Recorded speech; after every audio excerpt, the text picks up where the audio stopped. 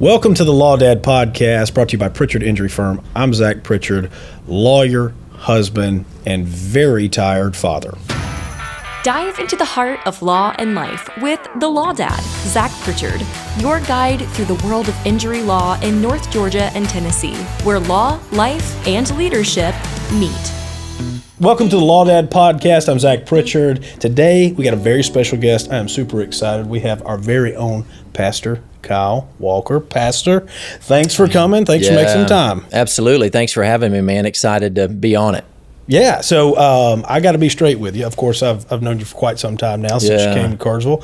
I have not only 1,000 questions for you personally, but I got 101 with the pastor. That's right. Okay. Praise God. Come on. Praise God indeed. I'm one-on-one with you too, man. It's mutual. Well, you know about it. I'm not that interesting, but I mean, the fact you get to sit down with your pastor and go, all right, in the hot seat. I love this. All right, well, first, just, of course, I know who you are, but I want to know maybe some stuff I don't know. Introduce yourself. Tell us a little bit, about you. Yeah, well, I'm a Georgia boy from southern part of the state, little town called Americus. And I was born and raised there. My dad was an engineer out of Georgia and Georgia Tech. So he and his job moved us when I was 15 from South Georgia to Mississippi. And that was probably one of the hardest things I ever had to experience, picking up, moving, starting over. But I did sit across the lunch table from my now wife my first day of school in Mississippi. That was awesome. So she was chasing some senior guy at the time. So... but I finally won her over. It took a little time. But so I did high school in Mississippi. I did like a private school in South Georgia. I did a county public school in Mississippi. And the Lord just blessed us there. My dad, kind of a cool thing, that whole move, really, my dad was trying to follow the Lord's leading. He could have gone to really where the headquarters of the company was, Zach, which would have taken us all the way to Seattle, Washington, a totally different direction in life. But my dad really didn't feel the peace about that. Could have made a lot more money that way, could have climbed the corporate ladder faster that way. But went to Mississippi, met my wife, met a group of guys, about 12 in total, that just loved Jesus, walked all through high school with, went to college with a lot of those guys. Oh, what a blessing, man. Had a pastor at my church that felt called to train up young pastors, man. So like he would preach in the morning, preach at night, and then he'd have me and 3-4 other guys in his office, Zach, walking through the scripture with us, just pouring into our lives. So like I'm a product of my dad's decisions of following the Lord, and got saved at a young age. I was born and raised in church, and heard the gospel and knew God was calling me to trust him. And so at 9 years old, I gave my heart and life to Christ. And I felt called to preach when I was in junior high, but I told God, tell me anything else but that. Oh, yeah. Anything. Yeah. And that was for a lot of reasons. Like the preacher I knew, his hair was always fixed too nice. And I was like, there's never dirt under his fingernails. And I was like this South Georgia country boy, man, and loved to hunt and fish. And I wanted to make a lot of money. I wanted to do what I wanted to do. Sure. And I was like, God, and I didn't want to be on a stage. I'm not a stage limelight guy. But anyway, God worked on me, went to the University of Alabama. All right. And my sophomore year there, I was pre-med, wanted to go to med school, and God called me to preach, and I knew it. That's a whole nother story. But I knew it, and I said yes. And long story short, man, went to seminary in Texas, married Lauren from Mississippi. There you go. 3 kids later, here we are. Yeah. And I was there for about 12 years and served the school, worked for the school, did more school out there than I thought. And then God brought me back to Georgia to pastor. First church, been here 5 years at Cartersville First Baptist. There we go. And man, never knew that God would bring me back to my home state. So it's been a wild ride. It's been a journey. But ever since I surrendered my life to the Lord at 9, but ever really since I gave my yes to the ministry, God's just really paved our path. And man, it's been great. So that's a little bit of me. That may be more than you wanted, but no, that's great. And even knowing you, that's cool. I didn't know those little tidbits. That's cool. I didn't know that you had gone to Mississippi for a while. Yeah, that's I sure did. What part of Mississippi was it? Columbus, so Lowndes County, and that's the far eastern side of the state. So if you're traveling west from Tuscaloosa on 82, you cross the state line, you're in Columbus, Mississippi. Interesting. Yeah. So at least all my friends in Georgia told me the girls in Mississippi wouldn't have any teeth, but I found the first one. that I saw, and she was the most beautiful thing I'd ever seen in my life. And I was like, hey, this one's got to stay with me. So that's right. That's the one. It took a little while, but it worked out. So that's super cool. Now, did Lauren go to Bama with you? She did, but she cheered for 2 years at a community college at Northeast Mississippi Community College. So she was cheerleader, did that for 2 years.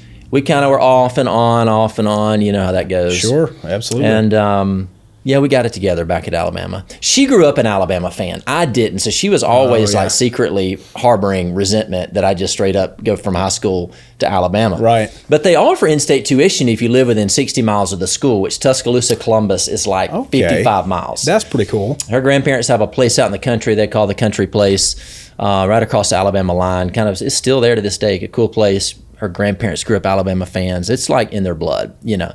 So I grew up rooting for Georgia Tech that always lost to Georgia and basically everybody else. So I was like, I'm going to a school that wins. Right, there you go. I don't know where that's going to be, but it worked win a lot. Yeah. That's awesome, man. What a cool story. And then, of course, leaving the seminary and coming, because you were in, pretty high level administration there. Is that right? Yeah. And of course, that wasn't the plan. My first job when I got to Fort Worth, Zach, was a cashier at Sam's Club. I was literally unloading all the beer for the freshmen at TCU, checking that out from one cart. Because, at Sam's, you got to unload everything out of the cart into a new cart. I don't know if you knew that or not. I did not know that. You don't shop at Sam's, obviously. So if you shop at Sam's, you got to be able to like lift stuff as a cashier. It's not like an easy job. So anyway, long story short, I did that because I could have cut grass outside for like $6 an hour in 120-degree heat in Texas. And I was like, no, that's tough. I'm not going to do that. It's tough. But I did have a degree from the University of Alabama, and I was bagging groceries at Sam's Club. Not that that's not honorable. It is, but it's just not what I expected. All right. So did that because I just had to pay for groceries. I was in school, I was totally engaged, and had to have a job. So I did that. And then I was like, you know what? I like exercise. I'd done sports. I'm going to get my trainer's license. So I did that. I forgot about that. Yeah. So I did personal training, could make my own hours around my class schedule. That was great. All right. So I did that. And then this is one of the craziest spiritual moments in my life outside of my salvation and call to ministry. But Zach, all I know how to tell you is that I began to sense a burden to pray about something. And I didn't know what it was. God, I sensed was going to bring something along that I need to be ready for. So I start praying. 2 weeks go by, and then I get a job offer. And I don't mean a job interview. I mean a guy walked up to me that I'd never met, said he wanted to meet for coffee. We did, and he offered me a job. Full-time, recruiting for the seminary, traveling, being the Texas and Oklahoma recruiter for the school. Oh, wow. Well, 100 out of 100 times, I'd have said, no, thank you. Number one, remember, I'm not a stage guy. I'm not a guy to walk up and sell you anything. And they want me to travel and show up and be like, hey, you interested in seminary? Can I talk to you? Can I sell you something? Right. So, but after 2 weeks of praying, God just whispered in my heart, this is what you've been praying about. And I was like, okay, God. So I took the job. Yeah. So Zach, I'm working full-time, now going to school full-time. Lauren's teaching full-time at this point. And I'm traveling all over the couple states of Texas, Oklahoma, and go from there. That's under the supervision of the director of the admissions office. Well, a year and a half later, I become the director of admissions because that guy moved on and I was given that opportunity. And then I became eventually the dean of students and then the vice president for student services. So I was one of 5 vice presidents reporting to the president. And then I finished my PhD and that gave me a chance to teach.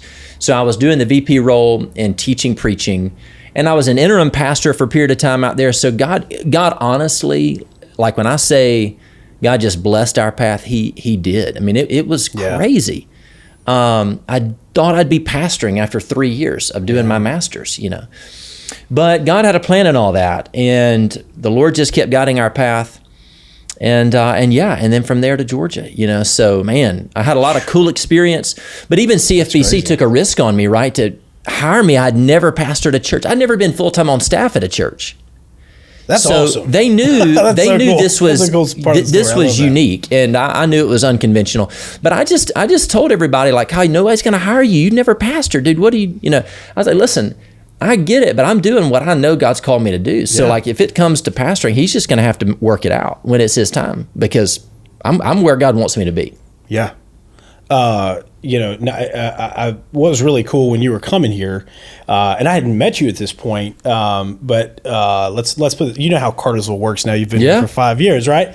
So I got a little bit of the backstory. All right, we won't put this on the podcast, but kudos for you for being faithful, man. Yeah. Just some things, a little side nuggets about you that some folks were telling me. I was just like, wow, man, what a guy. So thanks for certainly pastoring us. And I mean, I can tell you, I remember when you first came, it's amazing. I know you probably feel like this. I feel like this a lot.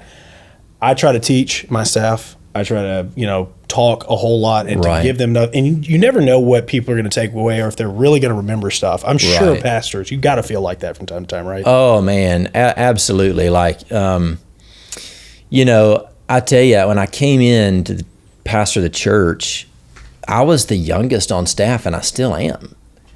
And I'd never pastored. So you can imagine, like, you think the church was taking a risk, probably the staff, I can't imagine what all they were thinking,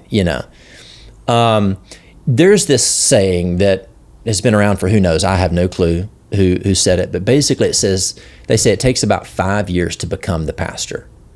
And what that means is on day one, you might have the title, but it takes about 5 years for you to have the credibility, the respect, the love, if in fact you're going to earn it. If it's going to take about 5 years. You're going to have to walk with people through enough life, through the ups and downs, and prove yourself.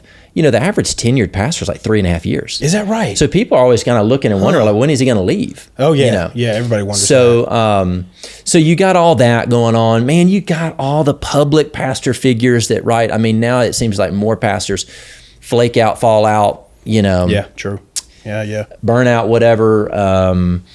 But it's that's actually not a new thing, Zach. Really, there's an old story of a famous pastor who wrote 25 names of graduates that he knew from seminary with him in his graduating class. 25 names. And when he retired from ministry, only 2 others were in ministry. Oh, man. And they had not retired out of ministry. They had gone to do something else, had either their marriage crumbled, their whatever. Like, most guys, 1 in 10 that start in the pastorate finish their career in the pastorate, 1 in 10. Wow. Yeah. So, it's not easy, but God's given us a great, great staff at the church. And you quickly learn as a pastor, man, you can't do this without an incredible team. Yeah. And True. You work collectively. And really, most people in the pew don't see the team dynamic because they just see the guy out there on the stage. They think, sure, absolutely. But really, the life of a pastor of a church our size, at least for me, day to day, is leading a staff. Yeah. And just like you got multiple locations, you got multiple staff, and all those same dynamics come into play. And that experience for me did roll over from my time at the seminary, where I was leading a staff and learning leadership. Okay. So that was really foundational for me. A little different in the pastorate. One difference in the pastorate is that, at least for your people, nobody has to follow you unless they want to. Oh, true. Yeah, I guess you're right. And almost every other context, they're paid to. They're paid to follow you. Yeah. They may not like it, but they eventually they got to, or they can go somewhere else. That's right? True. That's not the case, Yeah.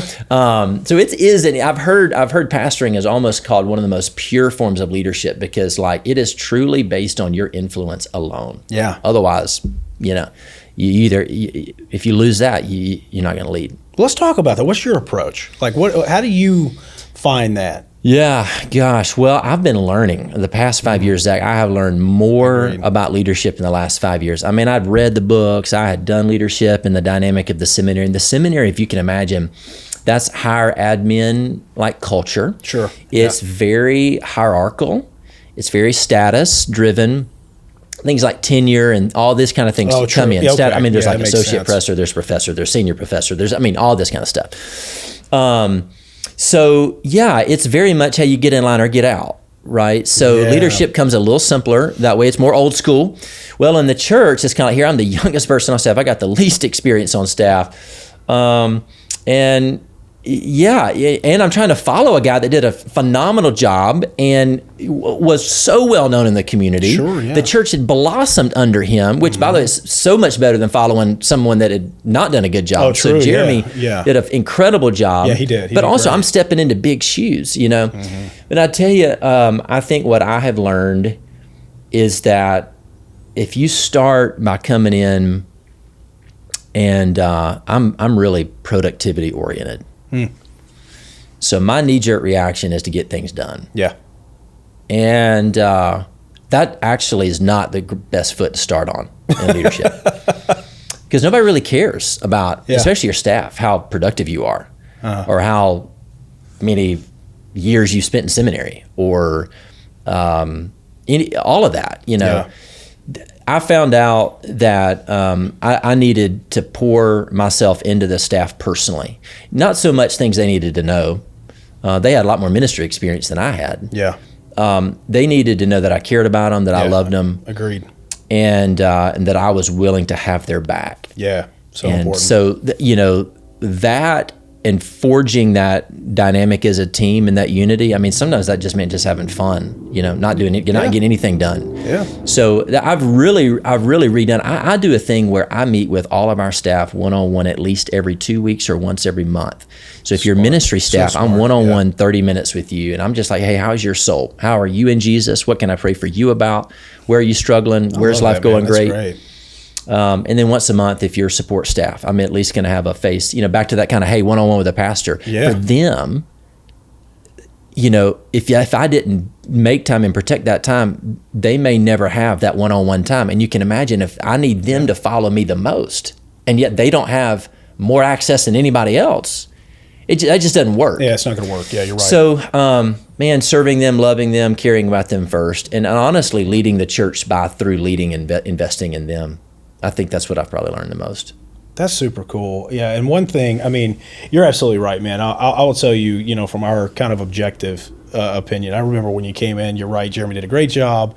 But there was I always talk about it, I mean, I say this a whole lot, like he's the guy moment. And I felt like that. And I can tell you, obviously, we were members before versus now. He did a phenomenal job. I can tell you, there is I would say, enriched feeling now. I mean, there is, and weirdly enough, through the transition, everybody was very, very faithful, right? They really we stayed strong, and it was just, you know, the good Lord's going to bring us somebody. And, you know, to your point too, I think that is true. Everybody wonders, oh my gosh, is our pastor ever going to leave? And I will say this, you know, I think you should know this. And I debated whether or not when you came today to tell you this, right? But I have felt like this so many times, man, you'll crush it. I got to be honest with you. And I really want to go, man, I should just send him a text being like, dude, that was an awesome uplifting sermon. But I was like, he's got so many people I couldn't imagine in his ear. He knows he did a good job. So I don't do that a lot. But I have felt very, very, I should tell you this. And I almost texted you this a couple weeks ago. But I can tell you, man, that if God ever calls you somewhere else, I can tell you it will be faithfulness that takes you there. And I will personally know, and I think our congregation would even know too, as much as it will be awful.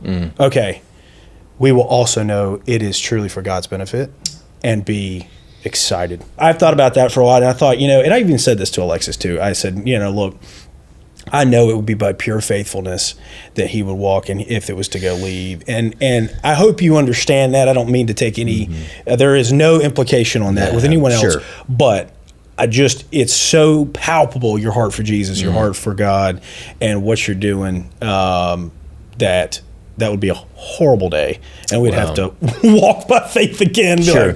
Oh, but that means a lot, man. It does. And I never. Let me tell you. I mean, any encouragement you ever think about sending text, send it. I probably need it more than you think I do. Because you're great, man. You get all types. You won't believe. Lord, all the things pastors get, but I'm sure as a lawyer, you get it too. I can hear it. So, but you know, it's one of those things where like, hey, the call of God is a mysterious and wonderful thing, you know, and so it is the call of God. That's why I'm here. And, you know, and my goal, as I would want for the church or any Christian, is just always to be in the center of God's will. That's right. And that's what we have to say yes to, no matter what that means. But, you know, one of my desires would be that God would put me in a place for a long time. I've seen the fruit that comes from long tenured pastors. Sure. You know, if you kind of always hit and restart every several years, even, it's like, man, again, it takes 5 years to become the pastor. You're like, to kind of go back and rewind and start over, trying to get to the point where anyway, so, I've got no clue what all God has in store. Sure. I just know, hey, one foot at a time, one day at a time, and I know God's called me here, and God would have to release me and call me somewhere else for me to, or they could just fire me. I guess that could happen too. No. But until then, but I tell you, Cartersville is a special place. CFPC is a special church, and I feel I love it. Overwhelmingly blessed that God would give me the opportunity to pastor. I was fortunate enough, right, around the COVID time to be in a D group. Yeah. So before I dive into that, just real quickly, explain, because when I tell people I was in a D group with the pastor, some of them look at me like, what the heck is that? So tell us real quickly what a D is group. For discipleship. Right. So the goal is if it's with men, it's 4 to 5 guys with guys. It could be 4 to 5 ladies with ladies. So they're gender-specific groups. They meet for 12 to 18 months. They're temporary. They're not a Bible study. So it's not like, hey, we're going to study the book of Matthew. No. Right. What we're going to do is get together and say, hey, we want to follow Jesus more faithfully and effectively. All right. So there's a leader that's a facilitator. That was me. And we said, listen, we're going to commit ourselves to some faith practices that we want to do consistently. Reading our Bible on a daily basis. Yeah, man. So memorizing scripture, internalizing it, praying. As men, praying with our wives and our kids, and leading faithfully in our homes, and then we want to hold each other accountable, because we all got areas of temptation and struggle we all uniquely or commonly struggle with. And so for us, if you remember, every man had to give all the other men 3 questions they were going to answer. I do remember that. Every week. Yeah. And those questions were unique to each of us. And it's a time, and we also tried to share, hey, who have you shared the gospel with this week? Who have you talked to about Jesus? So what it is, it's a group that comes together to try to encourage one another to accelerate our growth in Christ. That's what a D group is. Very cool. So one of the things, like you talked about, and kind of this whole podcast deal is talking about being a dad. I mean, the first word is law. That's great. That's a big part of my life. But the better part is being a dad. So, so one of the things that you shared was one time, after you leave the church, or you're going home, you're about to walk in, you will pray sometimes, right? That God gives you the strength, the patience, all of the things for the people who need it the most. So tell us a little bit about that. That really sunk in, man. I got to tell you, because you're so right. Yeah, I think we may have even called it like a driveway prayer. Like, you pull in the driveway. Maybe. Yeah.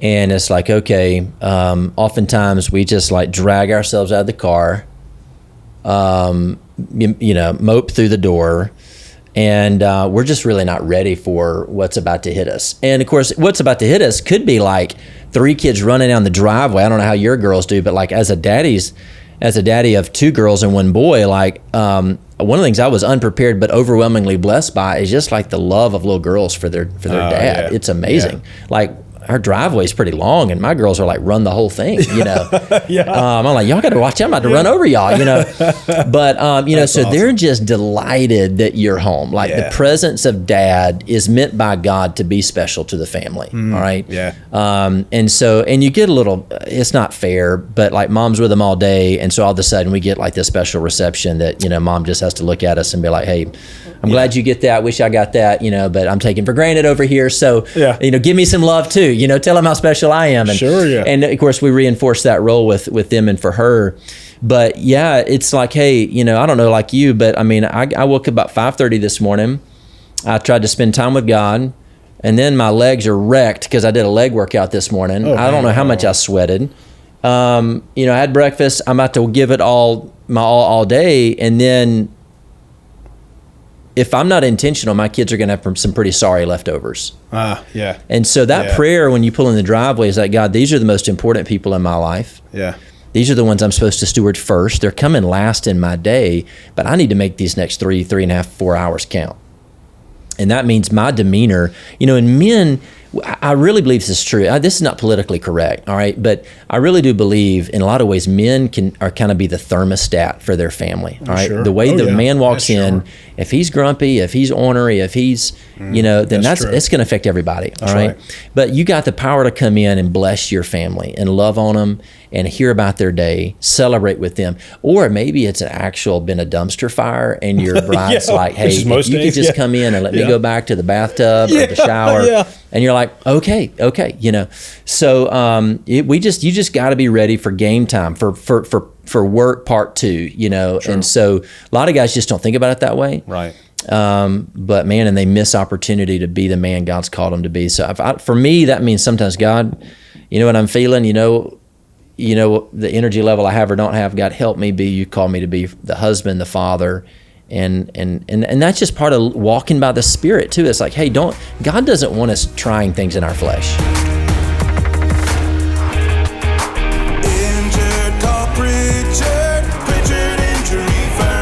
Yeah, what you it resonated a lot because it was a tough time. I mean, we did. I mean, I told you guys about, I shared fears. We were sharing openly, and it really helped a whole lot, man. Because I got to be honest with you, you think you're crazy. You also think you're the worst Christian of all time, or you're the only one that struggles. You're the only one, exactly right. And then you're like, well, no, actually, some of the people who have the most faith are struggling with the same stuff. So it was so awesome. It broke down a lot of internal barriers and allowed that kind of stuff. But coming through the door during this period of time, you remember we were praying for our youngest because she was so wild and so reckless sometimes, and it was just scary. And it was like, man, you felt like at that time also too getting the practice off the ground. Remember, we're talking about, gosh, we don't even know. We're just trying to be faithful. Oh, I shared that story about how the practice came to be. Right.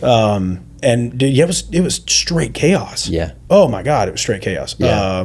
But that really, really resonated because I was going, man, don't forget your true why. It's amazing. Yeah. You're working all day for your why. Right. And then when you get the time to spend with them and to really have patience, you're not exercising. Right. So That's it was. And that's like every child is different, and every season of parenting is a little different. But that driveway prayer, that moment you come up, never knowing what you're going to face when you come through that door, I think the Lord can prepare you for and give you what you need.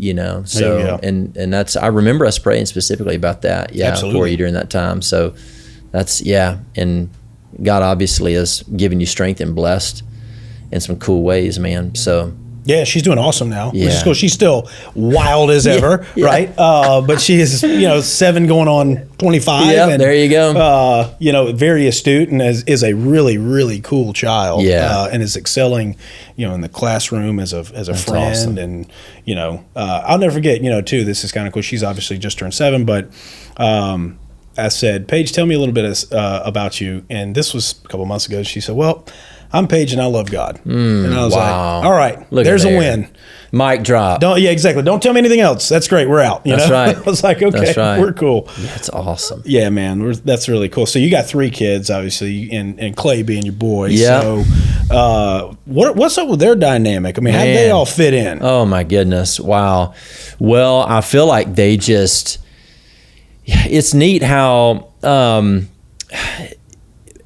at this age, at least, they're at that age now where, they're out of that really young child. And so Taylor Grace just turned 12, Libby's 10, Clay's 7.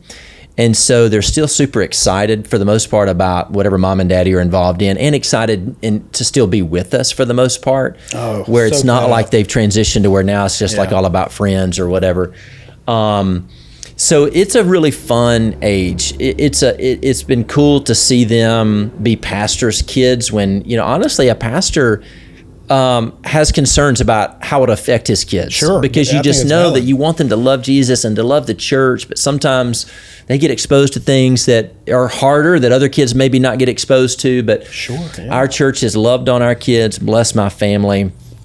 And, and I've just seen them blossom and flourish here. So really, Clay doesn't remember Texas. My girls barely do. Mm-hmm. So this has really become home for them. Oh, good. And it's been great. They love being, each one's different. But let's take Taylor Grace. She loves being the pastor's daughter. She just loves it. If I'm making my way around on Wednesday nights around the table, she's going to be hiding right behind me and standing beside me, wanting to talk to people. And, now Clay, he's just wanting a snack and wondering when Daddy's going to stop talking so loud on Sunday morning in his sermon.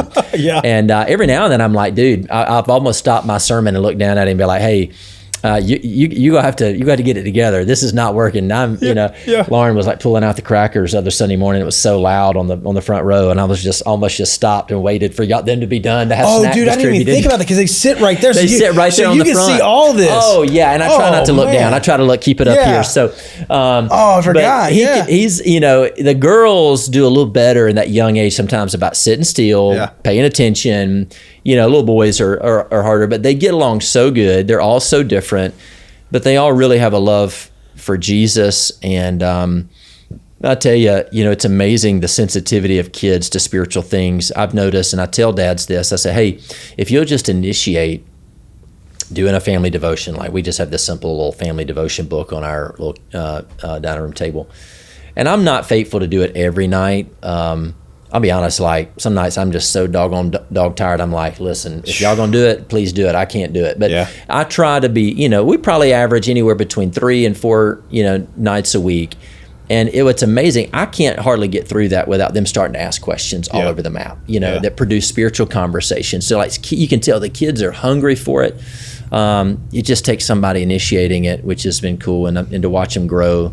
So I'm so proud of them. They're doing good. And just praying that God continues to guide and direct them. I mean, one thing that's heavy on my heart is Zach, there's so many people in our church,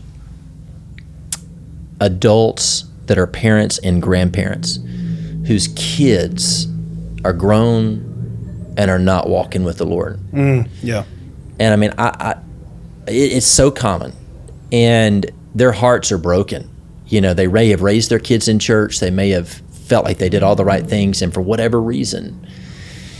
And I tell you, I mean, it just has driven me to my knees even more, and to talk to my kids more intentionally and to try to make the most of moments, because you're like, hey, man, they hit them teenage years, they get that driver's license, they get in high school, they college, man, time's gone. It's gone. They're making adult decisions, and I'm just like, Lord, help me not to miss these moments, because my kids' future, their kids, I mean, and this, anyway, I've just been burdened for the heartbreak I come across so often of families that, that for whatever reason, that struggle's been there. And I know that I want to help minister to families so that they don't experience that. But you can't prevent all of it, but kids are going to make their own decisions. But we have this window of time to steward. And so it's important. What do you do? I mean, as obviously, from a faith aspect, I think I could probably imagine. But as a dad, what do you do to kind of shield your kids or monitor that stuff? I mean, I can tell you, there's a lot of junk out there, and it's kind of an insidious thing. Our youngest like most people, loves technology, right? Loves the phone. And then even on the YouTube Kids stuff, somehow it morphs into something weird, obscure, and it's like, how do we get here? And she recognizes she kind of self-polices a little bit, but we still, what do you do? How do you handle that stuff? Well, I tell you, I mean, our kids to some degree are still young, but I'm watching this tsunami of the media devices, social media especially. It's coming, and the weight of it is beginning to feel more and more intense as my girls get closer to that teenage years, and a lot of their friends already have, full access to, devices and stuff. My kids don't. Now, they will pick up my phone and be off on who knows yonder what, which I don't have any apps on my phone. I shouldn't, but still, like even through YouTube, like you said, and anything like this that they're watching, even if they're watching Dude Perfect, like you don't know what's going to pop up. The ads, So this sounds crazy, but hell is in that phone. Oh yeah, and it's coming at our kids. And so the issue is not whether they can get access to it and will. The issue is whether or not how much we're going to be intentional to protect and defend.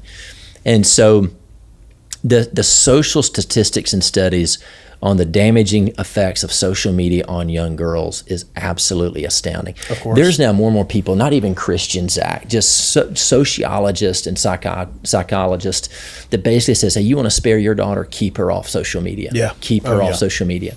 It will destroy her. They're so image conscious. They're so body conscious. They're so relational conscious that it just, and then you put together all the actual intentional algorithms and the efforts that's strategically going into addict people to these things.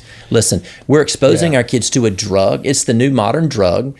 And it comes and it's laced with all sorts of stuff, right? Absolutely correct. You never know when it's going to pop up. And so, I mean, I think the best thing parents can do probably, and this is hard, I think it's going to get to the point where it sounds radical now, Zach, but I think parents are going to have to get to the point it's going to, how many of our kids are going to be destroyed by overexposure to the point where parents finally get it and react like, hey, what? This may not be cool. You may be bullied because you don't have access or have the phone at all times, but I think parents are going to have to get real aware that they're going to have to get boundaries and delay things and potentially take away what we thought might have been harmless, but it's just not. You hit every nail on the head about it being a drug. They are specifically studying, dopamine responses in kids. Yep. And now, believe it or not, we have, as in the plaintiff's bar, right? Yeah. There's kind of a new emerging cause of action against social media.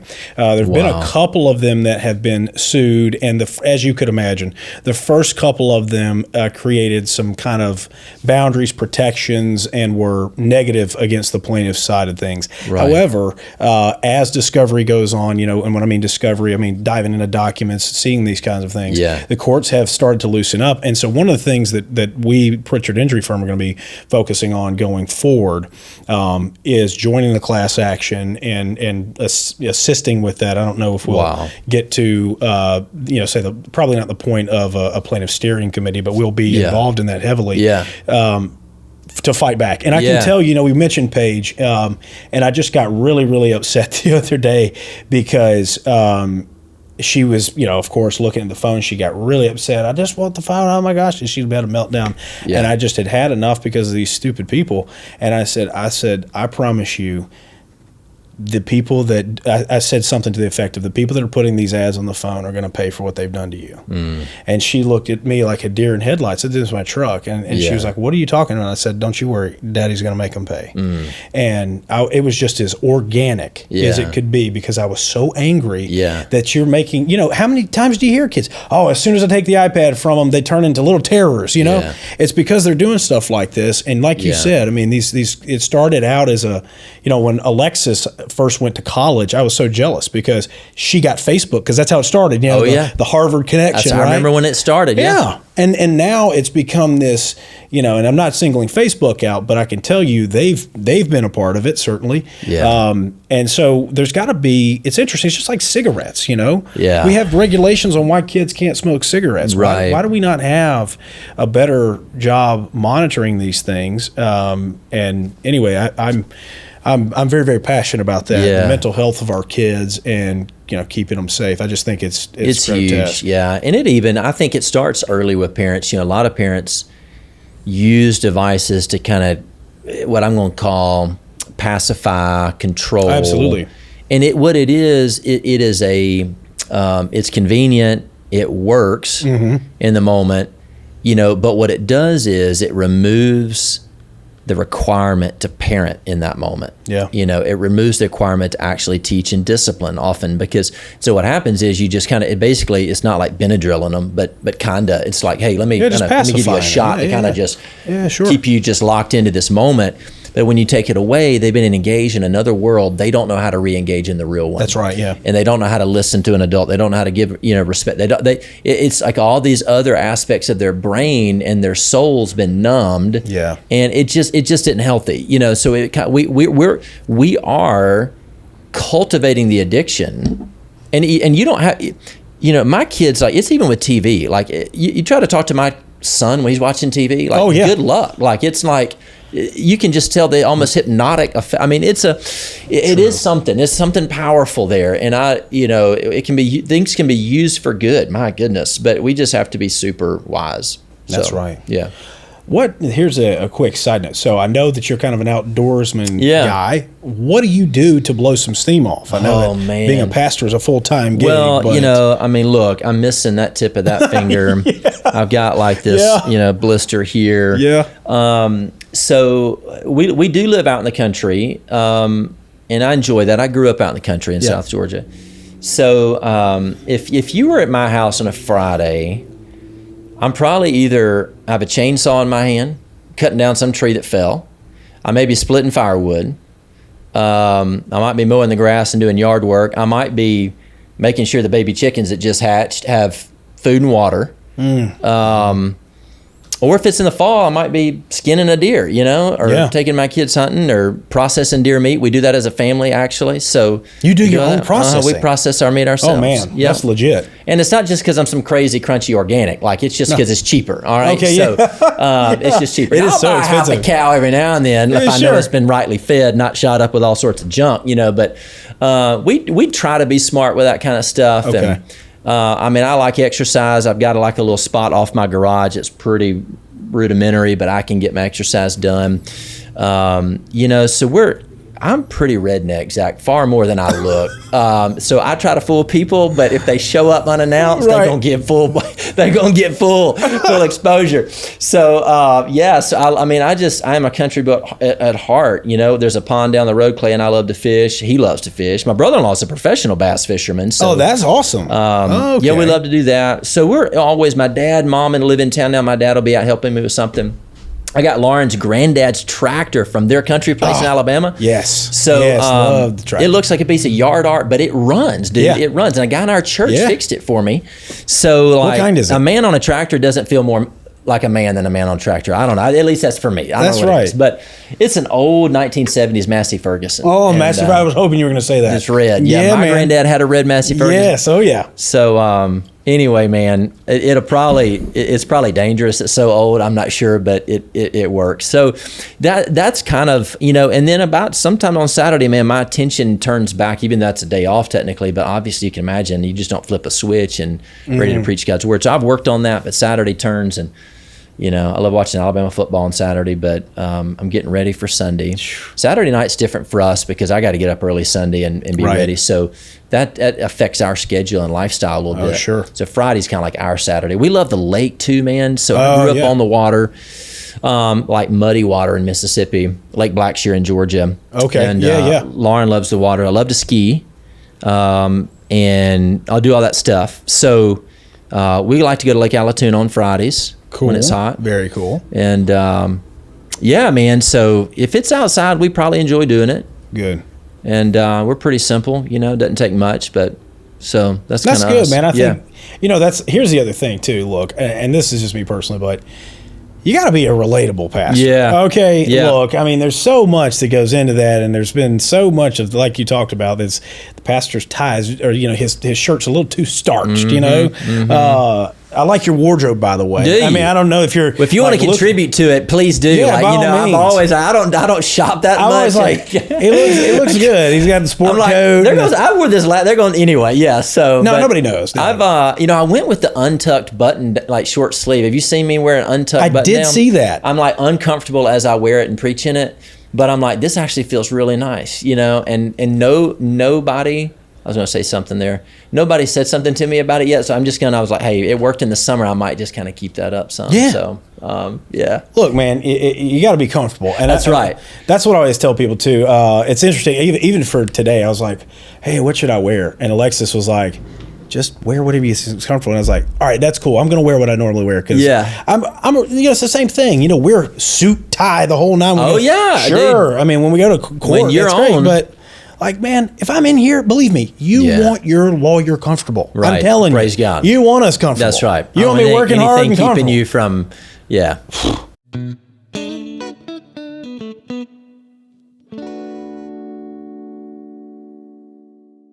Texting.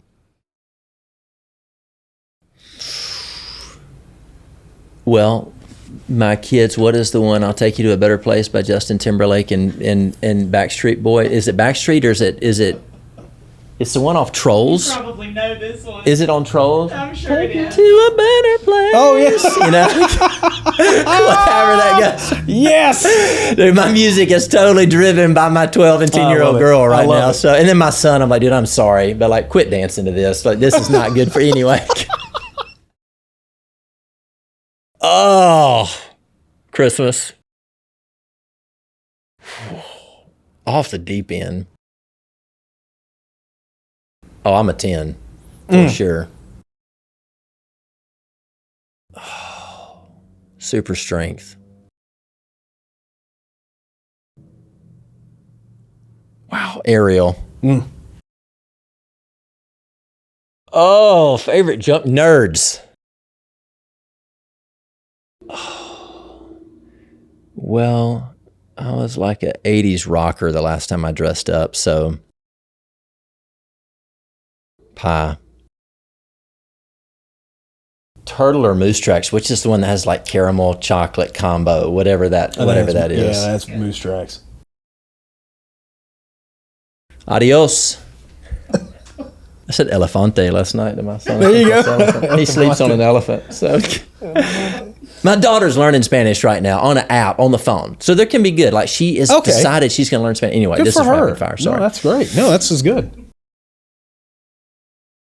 I'm a dog person because my wife and kids are dog people. So I have a big dog right now. A hunting dog is what I would say. So probably a big one. Yeah. Dude, thanks for some time. Like Absolutely. I said, we'll have you back. That was great. Honor to be here, man. No, thanks for doing what you do. I know it's a selfless job, but man, you do it well. And I know we feel love and love you back. So thanks so much, man. Man, I'm proud to have y'all in our church and to be your pastor. I mean, it means a lot. Cool to see how God's blessed y'all and how things have grown. And you got a lot of influence in our community, you know, and so it's cool to see you use that for the Lord's glory. And man, pumped to be your pastor. It's an honor. So thank y'all. Thank you, brother. Yeah. Stay connected with the Law Dad, Zach Pritchard, across all your favorite platforms. Dive deeper into the stories, insights, and behind-the-scenes moments that make the Law Dad your go-to podcast. Follow us on Facebook for updates and community shoutouts. Catch inspiring snippets on Instagram. Connect with Zach on LinkedIn for professional insights. And don't miss our exclusive content on YouTube. Find our social media links in the description of today's show. Follow us now on Facebook, Instagram, LinkedIn, and YouTube.